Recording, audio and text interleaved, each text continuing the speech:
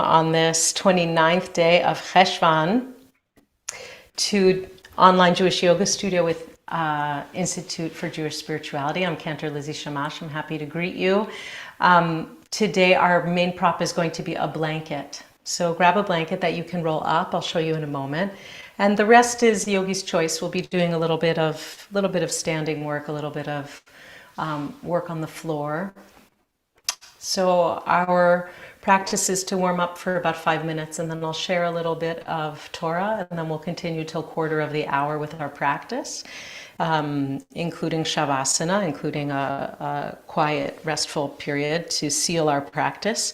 And then we'll have Q&A for 15 minutes. So that's how we roll.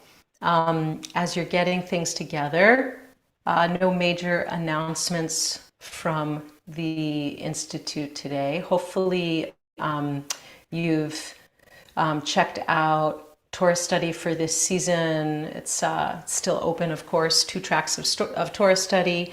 And you can find all of our previous yoga sessions, daily sit, Torah study on the IJS YouTube channel. Jet just put that in the chat, so that's here for you to always check out. You can practice anytime you wish, which is really, really terrific. And last but not least, if you're looking for time away for retreat and respite, please consider joining me at Kripalu Yoga Center in the Berkshires in Western Massachusetts from November 30th to December 3rd. I'll be there with Rabbi Claudia Kreiman, who is also a graduate of the IJS clergy cohort, and we will be teaching some Hanukkah learning and sharing Shabbat together in community, and yoga and movement and chanting together. So please check that out if that sounds interesting to you. All right, everybody, let's get started. So grab your blanket. We're going to make a little bit of space for the thoracic spine, for the upper chest, little bit of supported back bending. So what I'd like you to do is take your blanket either with this fold and roll up a really tight jelly roll, or if you know that you're pretty tight in this upper back and a back bend is going to be a lot for you, make the roll smaller. So open the blanket a little more, and you can roll it this way also. Now, if you get into it and you see that it's just too much for you, you can always come on up and change it. So what you do want to do is make sure that your blanket is smoothed out. You can kind of iron it out with your hands so it's not lumpy. Make a nice, tight, even roll, however you're going to do it. You can also just roll part of it and leave some of it be, right?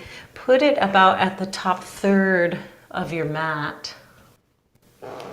And then this is where I think the magic comes in. So just watch me before you go in. This is what I really love to do.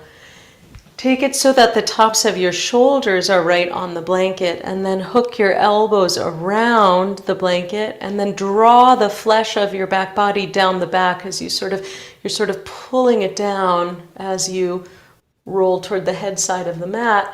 And then find a real sweet spot, like bottom third of the shoulder blades. So what I've effectively done is taken the trapezius muscles and kind of pin them down the back so that I have a lot of space, like a swan neck. Okay? So try that for yourself. And then you can, once you get there, you can take hold of the back of your skull, palpate a little bit where the hard part of the skull meets the soft, and then just give a little extra pull, little extra tug before you lay the head down. And then arms can rest anywhere you like. You can figure that out for yourself. I kind of like the sort of scarecrow arms. The knees can be bent as I'm doing, or if you prefer, you can lengthen the legs long. And so what you want to do here is find a spot that's pretty comfortable, not arduous. A signal that you would get if it is too arduous, too much of a back bend for you, is that the breath will feel not smooth. The breath will feel stuck or halting. You can't fully breathe. Then you want to make your roll a little lower.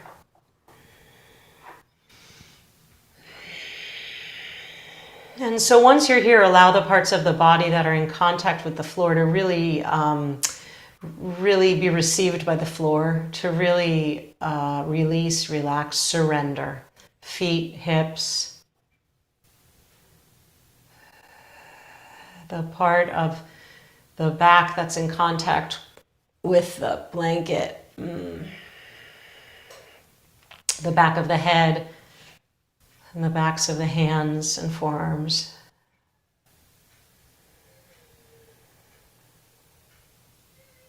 You can close the eyes if you'd like, if that feels safe and comfortable, or you can just leave them open with a soft gaze.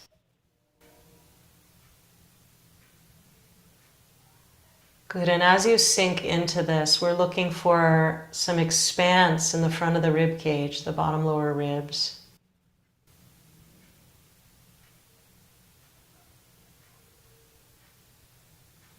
And bring your attention to the sensation of breath coming and going.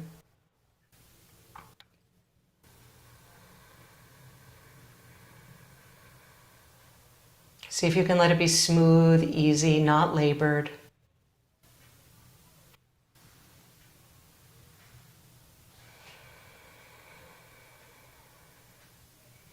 And what we're doing here in this passive back extension or back bend, if you will, is lengthening out the spine and making some space from vertebra to vertebra.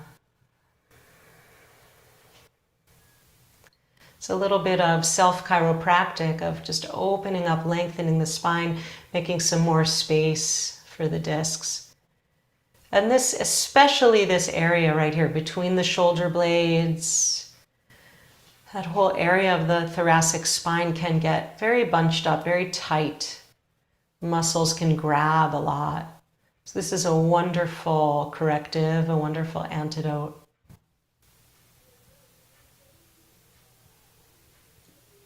Just a 5 or 10 minute practice that you can do anytime.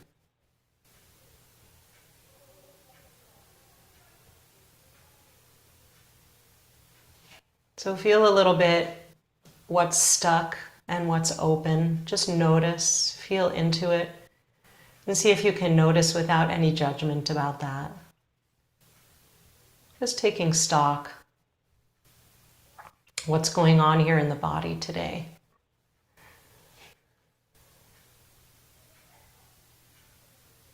What areas feel more tight, restricted, constricted? Which areas feel a little more open, a little more expansive?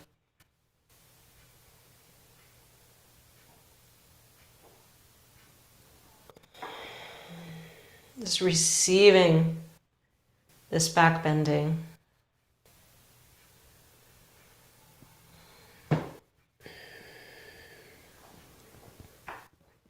And then as you're ready, take it nice and slow, roll to the side. Just lift up a little bit onto the elbow and forearm to pull the blanket away out from under you. And then just with as little fuss, as little movement as possible, you're just going to come right back onto the back, neutral. And just take a moment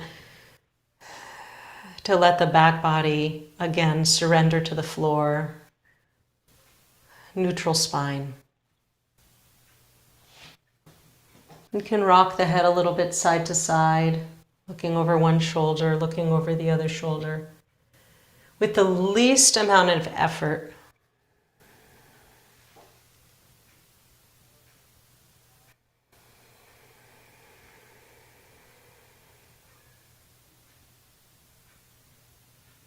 See how easy you can make just these little movements. Bring the head back to center and take the hands to the low ribs. And once again, just feel the ribs opening and closing, lifting and falling, rising and falling with the breath.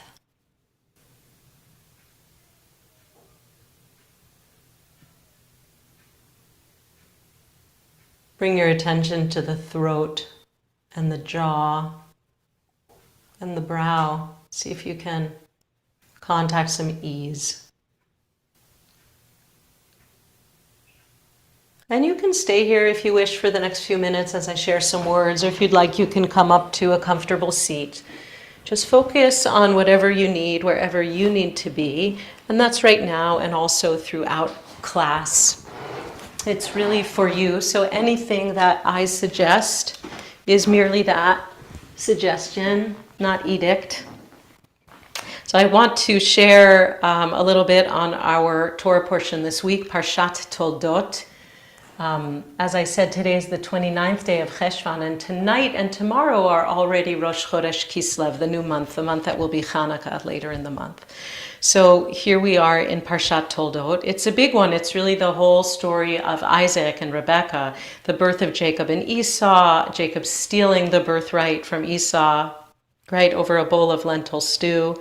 There's famine in the land, and I want to share about that a little bit. And then, of course, Isaac becoming old and giving blessings, and once again, Jacob stealing Esau's blessing and causing a great deal of strife and contention, and Esau planning to kill Jacob, and Rebekah sort of aiding in that a little bit to help Jacob to flee. So there's this scene in the middle where there was famine, and Isaac takes the family and moves to Gerar. And we return to this theme of wells. Last week we talked about Rebekah at the well and Eliezer giving his prayer for finding a wife for Isaac. So the wells that Abraham's servants had dug previously when there had been famine in his generation had been stopped up and filled up with earth by the Philistines. And so Isaac's servants start to dig in the wadi of Gerar, in the springs of Gerar, and there's fighting between them. And so they name the first spring Esek, contention. And the second well they dig, and there's more contention. They name it Sitna, or hatred, hostility. And the third time that they dig, there's no quarreling, and they name that well Rechovot, or expanse. Rechov is the modern word for road, for street. And I want to share with you what Rabbi Yael Levy writes on this portion very poetically, bringing some attention to this portion in such a beautiful way. I wanted to share it straight from her. As Isaac's life unfolded, he became a digger of wells. First, Isaac redug his father's wells. He returned to the place his father had been. He searched and uncovered the wells his father had found, and he gave them the same names his father had given them. For Isaac, something old and something new was revealed. Then Isaac began to dig his own wells. He reached into the thick, dark earth. He dug into deep and hidden places and encountered the well where discord and strife reside, where needs, wants, and desires clash and make it almost impossible to see oneself or another. A place so filled with pain and conflict that lashing out seems to be the only possible response. And Isaac named the well of this experience Esek, contention. And Isaac kept digging. Reaching deeper, he came to a well that was filled with fear, that was overflowing with doubt, a well where his greatest demons thrived, and he named this well, this experience, Sitna, demonic fear. And Isaac kept digging. He would not be turned away by contention. He would not be stopped by fears. He kept digging, reaching until he found an opening where he could see beyond what frightened him and caused so much of his struggle and pain. Isaac kept exploring until he touched a spacious perspective, wide enough to see possibilities that could help him discern the best ways to move forward. And he named the well of this experience Rechovot, expanse. And here Isaac heard the infinite call, do not be afraid. With you, I am. Al tira itcha ani, God says. Isaac stands at places of transition, guarding the passage, showing the way. He says to himself and to us, dig deep. Do not be waylaid by contention. Don't be stopped by fear. This is never all there is. Keep searching, keep looking, keep returning. There's a way into the expanse, and the journey is continuous. We rise, we fall, we rise again. We gain perspective and lose it. We are besieged by doubts and fears. We are released into the expanse of possibility. The journey is continuous. Reach deep, Isaac says, and open to the presence of the mystery. For the infinite calls, do not be afraid. Wherever you are, with you I am. So we don't have to go far to extrapolate that into present moment and all the feelings we are feeling and all the conversations going on globally and all the esek and sitna. And how do we find this well of rechovot, this well of expansion? Which well do we access? Which one do we draw from? And we have a choice. We have a choice. We can draw our habit patterns of body, mind, and heart and incline ourselves towards contention and hostility and regret and anger and fear, that whole category. Or we can rest in knowing that the well that we draw from is expansive. It can hold everything. That doesn't mean happy, smiley. It just means expansive, right? Able to hold all the things, all the practice, all the feelings. So this is practice, and this is why we practice. So in our yoga today, especially, I wanted to bring sensation as we started class to this place, the back of the heart space, right? And we're going to bring attention to it throughout the class to see, can we find some more expanse, more lengthening, more opening for the heart? So I want you to take your blanket and come to this fold, it's a half fold here, and place it under your right buttock. I'm not going to be mirroring you, so I'm going to be going the opposite way from you. Place the blanket under your right buttock. So the left buttock drops, and the legs swing over to the side. The left ankle is resting in the right arch of the foot. If it's uncomfortable for you to be on the floor, you can take this twist in the chair. So we inhale the spine tall, and then we exhale and we twist right. And you can take the right hand to the back of the blanket and use that to pull a little, and the left hand with the palm facing forward to the outside of the right knee, and open and lift and turn. This is a little bit different from the way we usually do the twist. So let's remember to drop in that left hip crease, that left sitting bone. And there's a real lift of the sternum up and around. So there's a little bit of diagonal here in a way. And that place right between the shoulder blades, can you let some lengthening and then twisting come there? So long spine, lift up, and the gaze can come over the right shoulder. And then you can just take the head and bring the gaze the other way over the left shoulder as you're twisting right. Good, again, dropping through the left sitting bone. You can move the head back and forth a couple times. Just really find that lengthening of the spine, lift, and the twist. The sternum sort of leads it. And then release. And we'll come to the other side. So left sitting bone on the blanket, knees swing around the feet to the right. So the right ankle is nesting on top of the left arch of the foot. You can get a little sort of massage on that pressure point. The knees are pointing forward.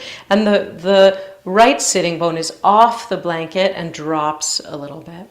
So inhale, lift the spine, lift the heart, and exhale, twist it left. You know where we're going now. Can put the arms in place, shoulders easy. Just notice, how is it on the second side? Easier, harder to move? Again, no judgment about that, just noticing, we're, as human beings, we're not even on both sides. We really never are. So So we can try to work it out, but we always have imbalances for a whole variety of reasons. So letting that right sitting bone drop a little, spine lengthening, rib cage spinning, and just letting the heart shine and open. Take the gaze over the left shoulder and then turning it back over the right shoulder.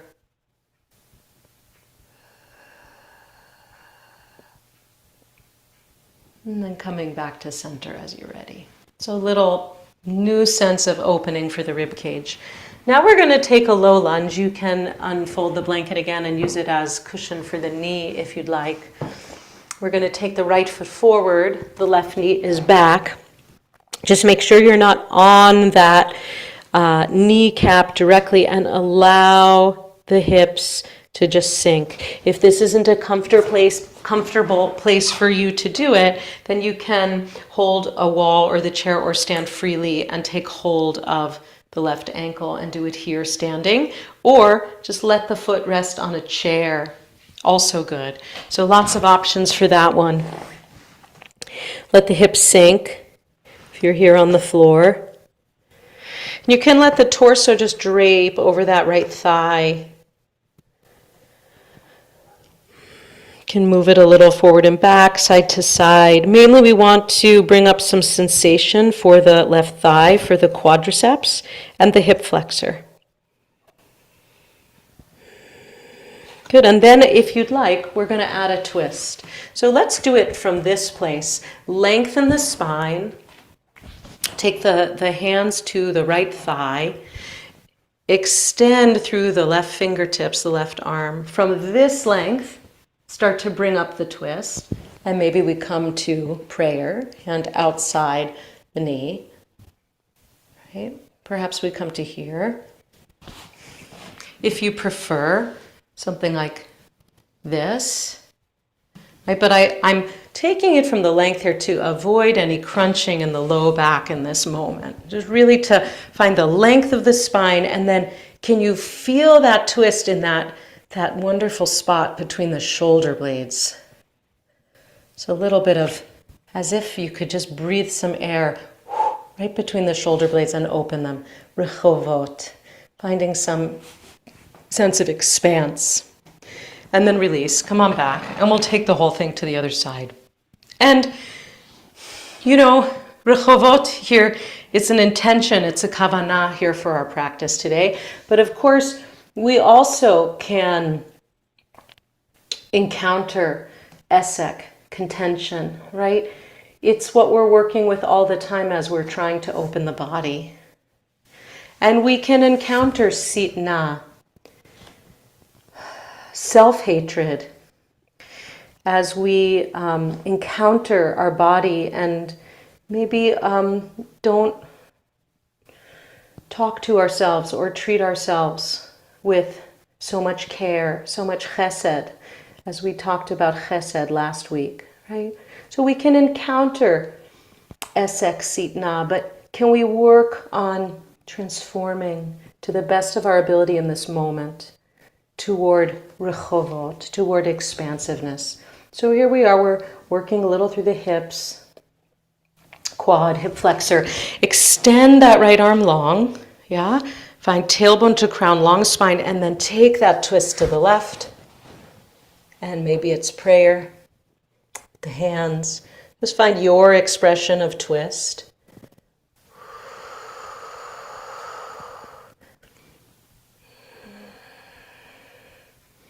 Feel into that twisting of the rib cage. And then as you're ready, release. Tuck the back toes, step forward. Keep the knees bent, nice little ragdoll here, and then press into the feet. Slowly roll up the spine, vertebra by vertebra. And when you get here, let's find mountain pose. The feet can be hip width apart or they can be together. Just finding that stability of the mountain.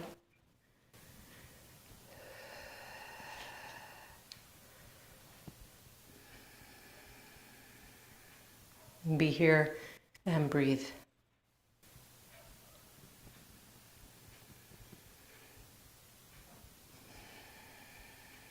Where, if anywhere, do you sense expanse, opening, potential for opening?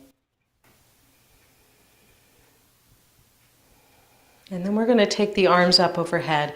If shoulders are have restrictions for any reason today, maybe you'll take cactus arms or just a wide V. If it's available to you and available to your shoulders, I'll ask you to hook thumbs and inhale the arms up. So any way you'd like, bringing the arms up, lengthening through the side waists, just finding that length, and feel like the tailbone has a little bit of a pendulum weight, which is drawing the tailbone down and lengthening you down. Heels, tailbone, at the same time as thumbs, fingertips are extending up. And you can't see it, but my fingers are nice and wide. Right? So open, expand the palms. Open through the armpits, the side waists. Inhale, feel that expanse, and then exhale, release, and cross thumbs the other way, which is probably going to be the weird feeling way. And then once again, inhale up. So wherever you are working with, go ahead and take the arms up again. And again, feel that sense that the tailbone lengthens down, the crown of the head extends up. The heels, inner heel, outer heel, really pressing down. Breathe and fill the form that you are. Expand the rib cage. And then release. Bring it down. Very nicely done. Shake out the arms. Let's take a little bit of a twist, swinging twist for just a moment.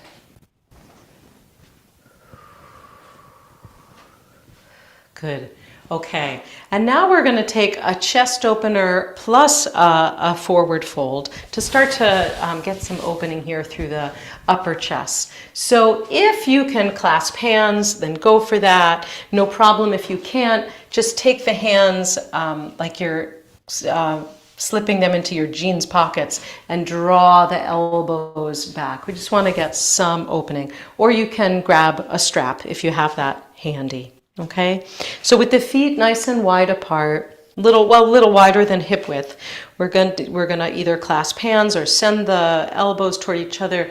Inhale and open, draw the knuckles back, open the upper ribs, the upper chest, lift the heart up.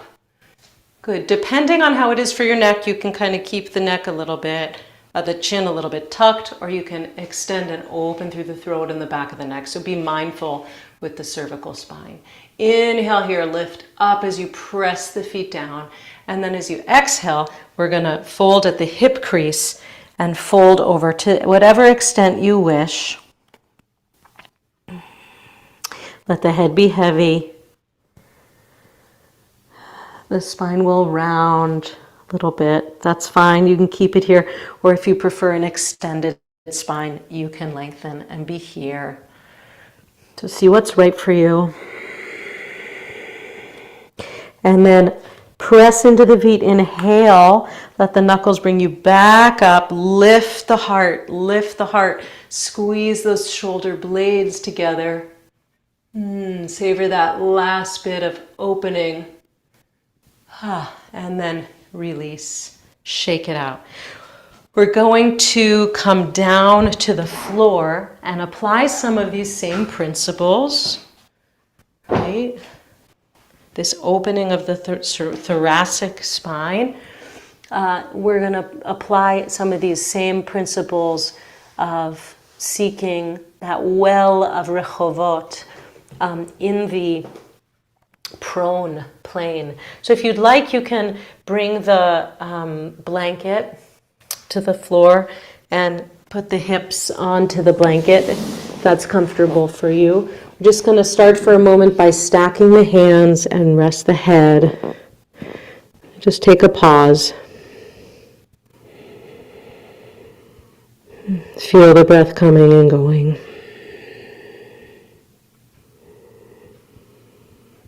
And we'll start with a little bit of a baby cobra movement up and down. So take the hands in place at the sides of the chest. The fingers are pointing forward, and the elbows are hugging into the rib cage. Make space, again, like a swan neck. We want some length for the neck. So draw the shoulder blades down the back, right? So we're really not letting the shoulders creep up to the ears. The tops of the feet are on the floor. And that's important. Engage through the legs. Roll the thighs in to make width and space at the low back. Good. Not much pressure into the hands as we inhale. Lengthen. Take the forehead off the floor. Shoulders come up, maybe just a little bit. And then exhale, come on down. Right? So we're engaging these paraspinal muscles to work here for us. Inhale. Lengthen the tailbone. Send the crown away. Lift up.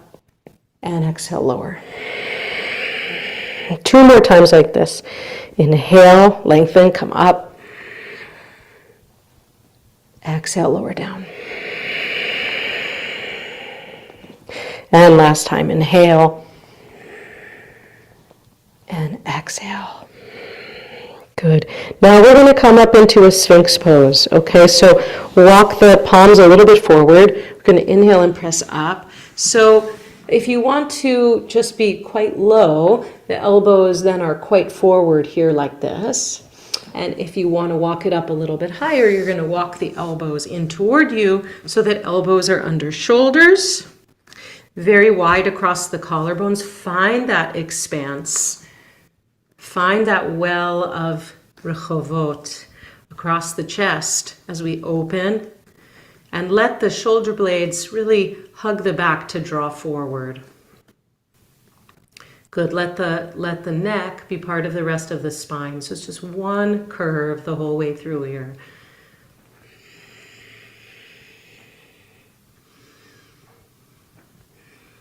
And once again, feel that you have some length to the tailbone, right? So we don't crunch in the lower back. We want to be really aware of that as we approach these backward extensions.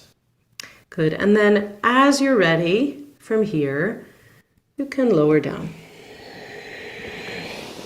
And once again, rest the head, maybe to one side, laying on one cheek, making a pillow for the head.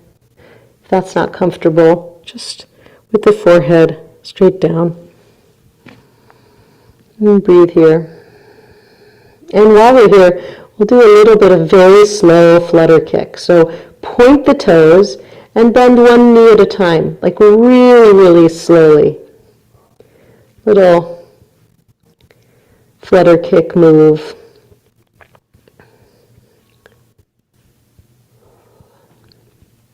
Feeling the engagement of the hamstrings. Really good for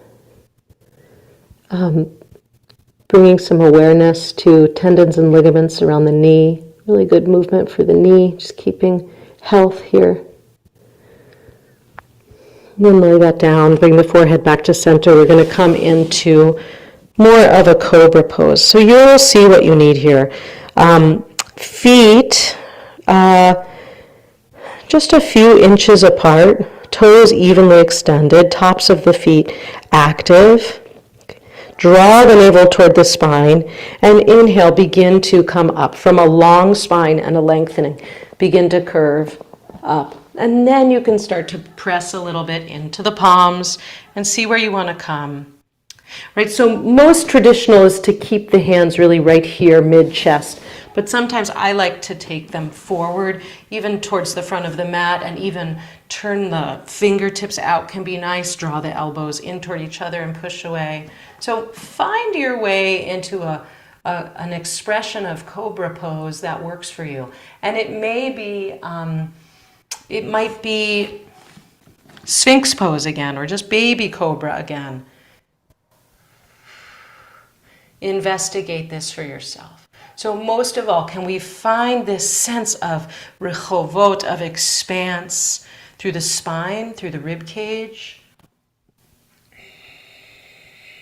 Notice if you're loving or hating the back bending. Pleasant, unpleasant. And when you're ready, come on down. And one more time, take this bit of flutter kick for a moment.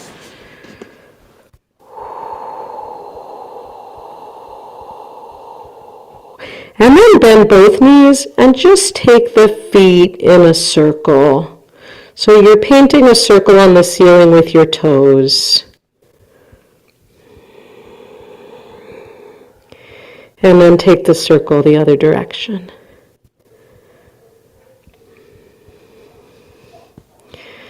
And then release.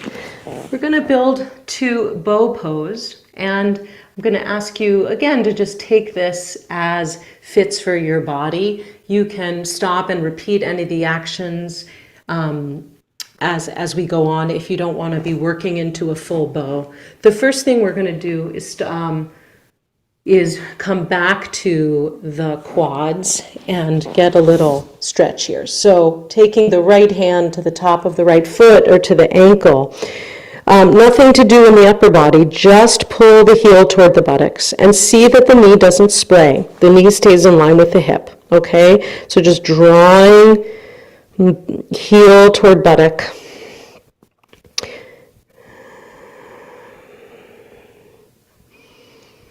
And just notice if you come against any essek, any contention, right? Any crunch in the lower back, you want to back off of that, right? Don't push through it. Find a way to work where we can be without pain, without strain.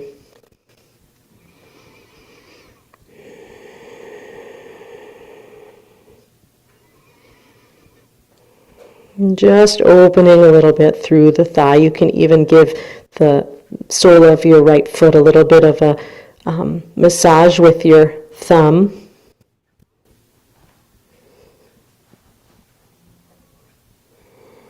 Little perk of the activity here, and then we'll switch sides to the left.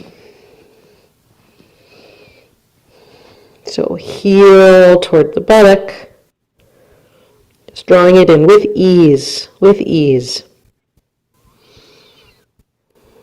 And again, you can give a little massage with the left thumb to the left sole of the foot. Find a few points, pressure points.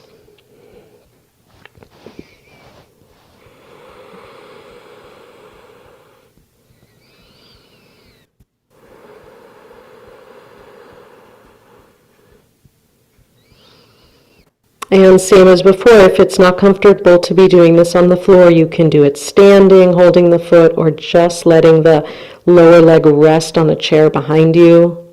It's the same action. And then when you're ready, release. Just kick out the feet for a sec. Flutter kick moment. And then we'll take both hands to both feet. And again, still no upper body. Just let it be easy, opening up the shoulders a bit, drawing the heels toward the buttocks.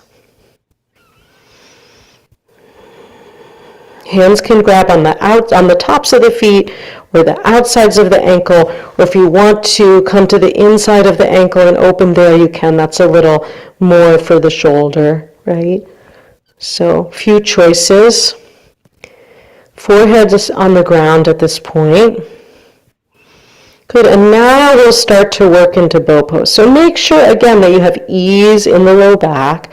We're going to press the tops of the feet into the hands or the ankles, and it's that pressing back that is what begins to lift the upper body.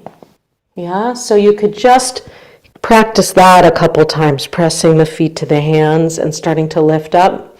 Maybe that's your whole bow. Right? It's just working this. Maybe you're coming up higher. Once you start to press the feet against the hands, and you kind of reach your limit on that, you can start to press the toes upward toward the ceiling to lift up. Just see what bow pose is offering you today. Maybe a lot, maybe a little. Come in and out a couple of times. You can also just practice a half bow, right? in a lot of different forms. Just taking one leg. And when you're done with that, release. If you rested with one cheek to the side, take your head to the other side. Good. And now a little bit of windshield wipers for the legs, so bend the knees. And just let the feet move side to side a couple of times.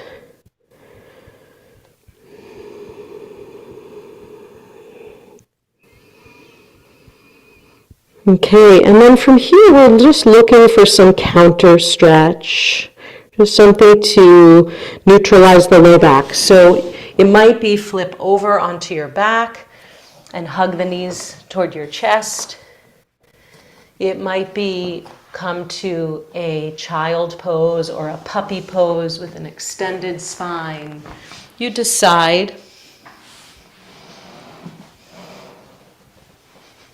Right? The least amount of esek, the least amount of sitna, the most amount of drawing from the well of rechovot.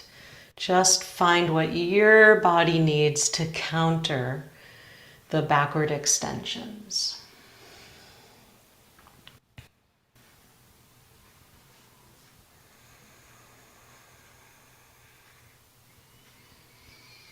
Good. And then whatever it is you chose, eventually make your way onto your back as I'm doing. Cross one ankle over the other. Take your hands to your knees and just make circles. Whichever direction, whichever ankle, whichever direction comes to you, that's the right one.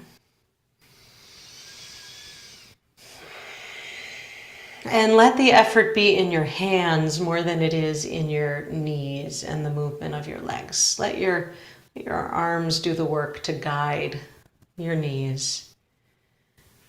Good. And then pause. Switch the cross of the ankle and then switch the direction of the circle.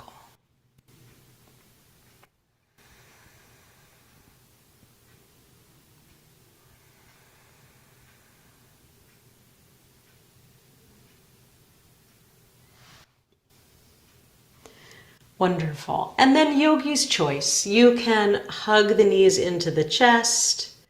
You can take a figure 4, choice 2, or choice 3, happy baby. Take hold of the outside of the feet. Draw the knees down. Just see which movement your body, your low back would like.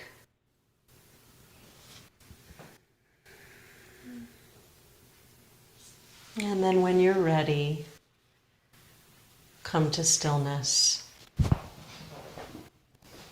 It might be knees bent, soles of the feet to the floor.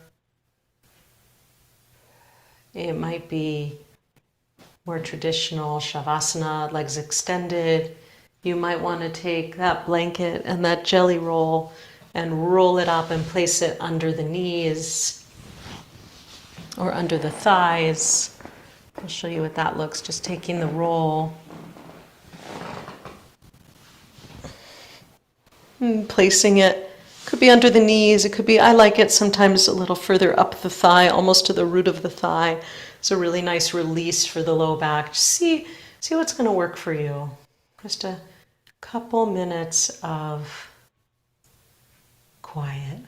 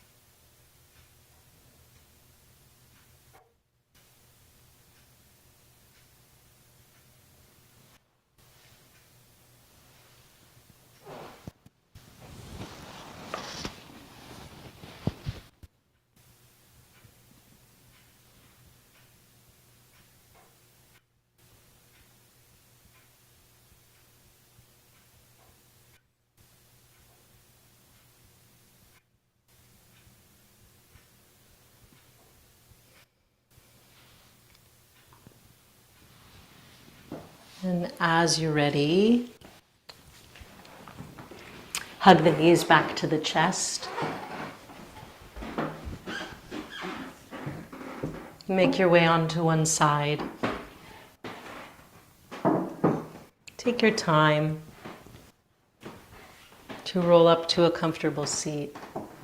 We'll close our class as we have been doing by singing together Achenu Kol Bnei Israel, praying for the safety and security and release of those held captive in Gaza. And Jet will share with us on the screen the text. We have it in Hebrew and English and transliteration. Feel free to join me or just to let sound wash over you and to listen. Achenu kol beit Yisrael, Achenu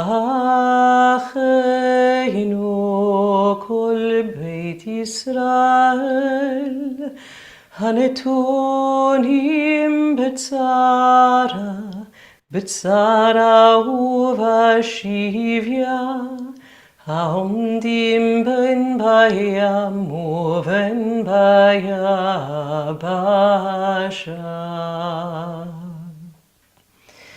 Hamakom yerachem, yerachem alehem, veyotziem mitzaram, liravacha, me'afel aleora, umishibud ligeula, hashta bagala, uvizman kariv.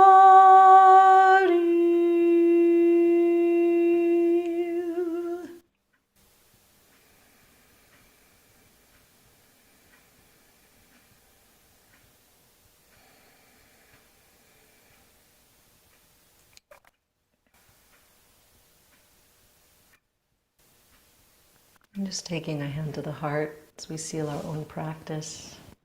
Make an intention for this week to move toward that well of expansiveness. As you're ready, you can release your hand, open your eyes. Sorry for taking a few extra minutes of your time. Thanks for staying with us. Shavua Tov, everybody. And just a couple of things. If this time together has been beneficial for you, please consider a donation in any amount to IJS. Any amount is just fine. It helps us continue to offer our free resources and do what we are doing. And again, if you're interested in coming on retreat and having some time for safe space and community for Shabbat, consider joining me at Kripalu right after Thanksgiving. You know what they say, if you think you're enlightened, go spend time with your family. So if you foresee needing a little time for retreat after being with your family, potentially for Thanksgiving, well, here you have it. We have just the thing for you.